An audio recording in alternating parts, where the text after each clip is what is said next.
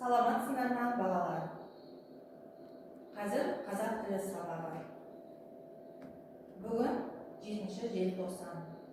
Балалар, біздің бүгінгі қазақ тілі сабағына танысқалы отырған тақырыбымыз сөз және оның мағынасы. Бүгінгі сабағымыздың оқу мақсаты балалар, сөз және оның мағынасы тақырыбымен танысу, олардың жазылуын түсіндіру, сөз және оның мағынасы туралы мәлімет алу, оқушыларды қашықтан оқу кезінде өз бетінше сөз және сөйлем жаза алуға, жауап беруге баулу.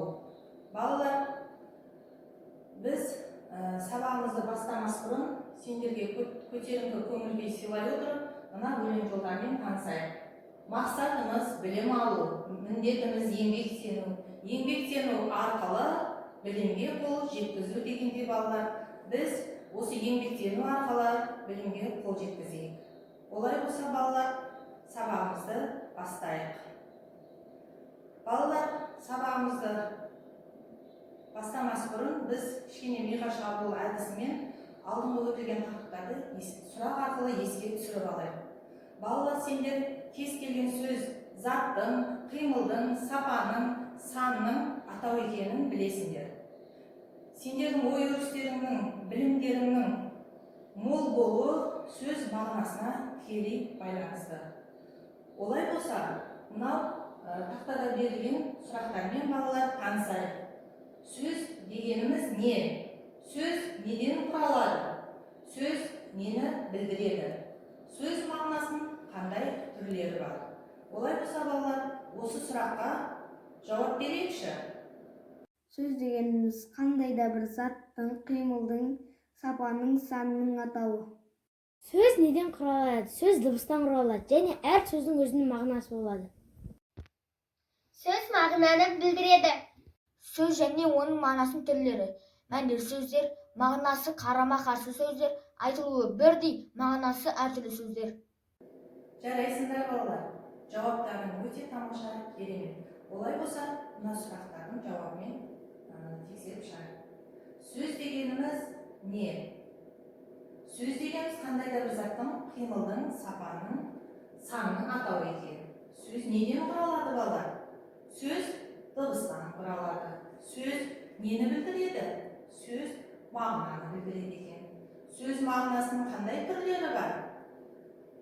Сөз мағынасының мәнбес сөздер, мағынасы қарама-қарсы сөздер, айтылуы бірдей, мағынасы әртүрлі сөздер бар екен.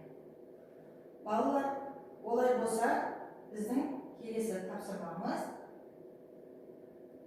оқулықтарындағы екінші жаттығуға қарайық балалар. Осы екінші жаттығуды орындамас бұрын мына видеороликті көріп тамашалап алайық.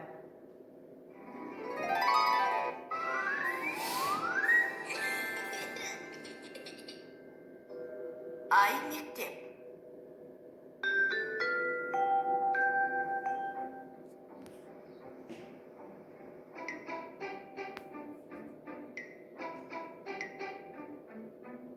Дана, сен не істеп отырсың? Мен ойланып отырмын. Не туралы ойланып отырсың? Қарындаш туралы ма? Иә, қараңызшы, мына екі қарындаштың қандай айырмашылығы бар? Айырмашылық дейсің бе? Мынау ақ қарындаш. Ал мынау қара қарындаш.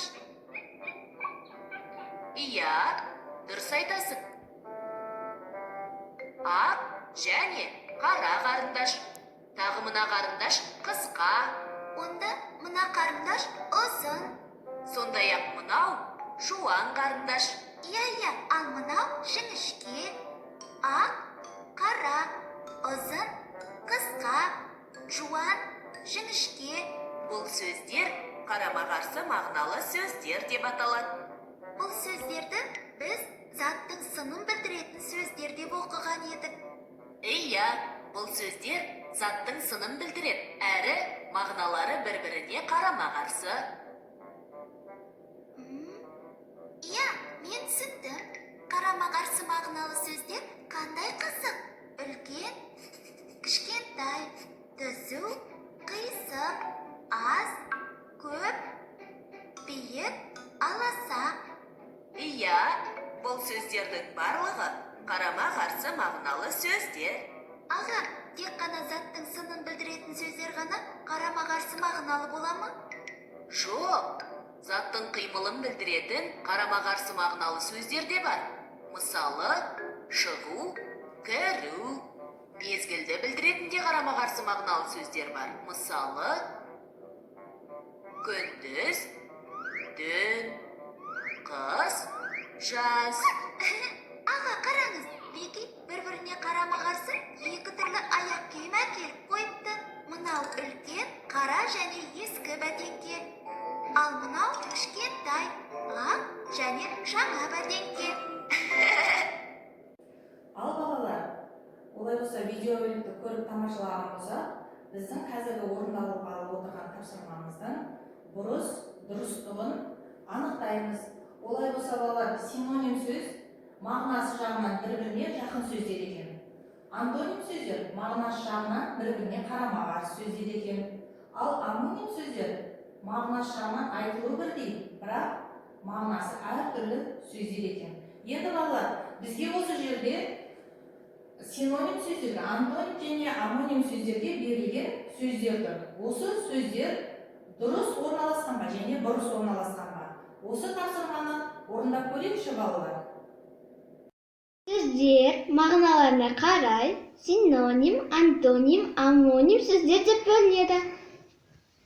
Мағынасы жағынан бір-біріне жақын мәндес сөздерді синоним сөздер деп атаймыз.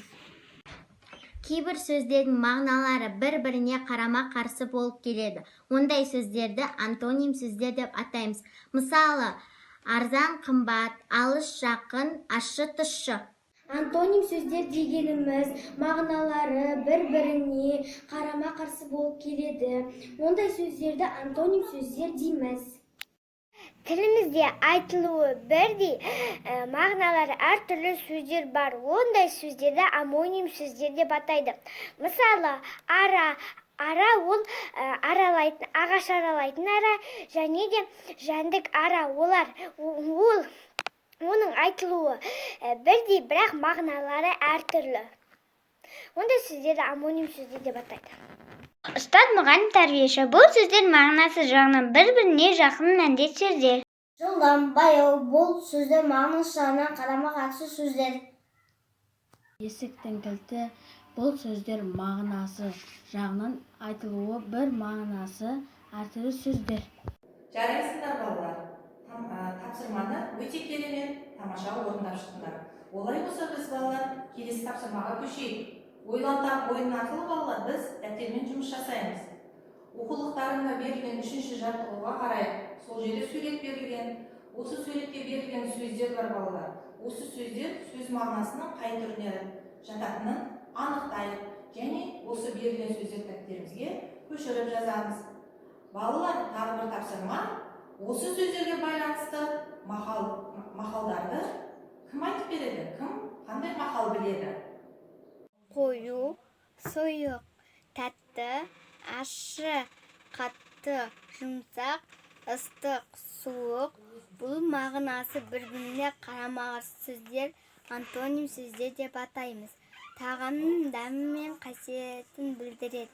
Сұйық, тәтті, ащы, ыстық, сұйық, қатты, жұмсақ. Бұл антоним сөздері мағынасы бір-біріне қарама-қарсы сөздер. Ащы мен тұщыны татқан білер. Туған жердің күні де ыстық, түні де ыстық. Көз қорқақ, қол батыр. Істеу қиын, сынау оңай. Мысалы, мақалдағы антоним сөздер. Жарайсыңдар, өте керемет жауап бердіңдер. Балалар, дәптерге осы сөздерді жазып болған болса, келесі тапсырмамызға көшірейік. Балалар, біз сабағымызды қорытындылай келе, сабағымызда сиқырлы себеп ойын арқылы төртінші жаттығуды орындайық балалар. Балалар, сендерге мен 3 себеп қойдым. Синоним, амоним, антоним себептерін қойдым. Олай болса балалар, осы сөз мағынасына байланысты мына берілген суреттерді әр себепке жинайық. Мен синоним сиқырлы себетіне батыр және әдемі сұлу қыздың суретін салдым. Бұл жерде бір-біріне жақын сөздер батыр, ер, әдемі, сұлу, көркем, яғни синоним сөздерде бір-біріне жақын сөздер, бірақ айтылуы әртүрлі мағыналар бірдей сөздерде синоним сөздер деп атайды. Тілімізде айтылуы бірдей мағыналары әртүрлі сөйлемдерді амоним сөйлемдер деп атаймыз. Мысалы, ара ол ағаш аралайтын ара ол жәндік ара, мақта басында өсетін техникалық өсімдік, мақта біреудің немесе бір затты ерекше мадақтау сөйлемдердегі амоним сөздер. Мақта ара сөзі. Антоним сиқырлы себетіне ұзын жол, қысқа жол, биік үй, аласа үй сөздеріне байланысты суреттерді салдым. Бұл жердегі қарама-қарсы сөздер ұзын, қысқа, биік, аласа. Жарайсыңдар балалар, өте тамаша. Сендер себеттерге суреттерді өте керемет орналастырыпсыңдар. Олай болса, қазақ тілінен балалар оқу тапсырмасы 103-ші бет 5-ші жаттығу. Балалар бүгінгі сабаққа белсене қатысқандарың үшін үлкен рахмет. Карантин кезіндегі ережелерді сақтап балалар өз денсаулығымызды күтейік. Бәріміз біргеміз. Кездескенше балалар.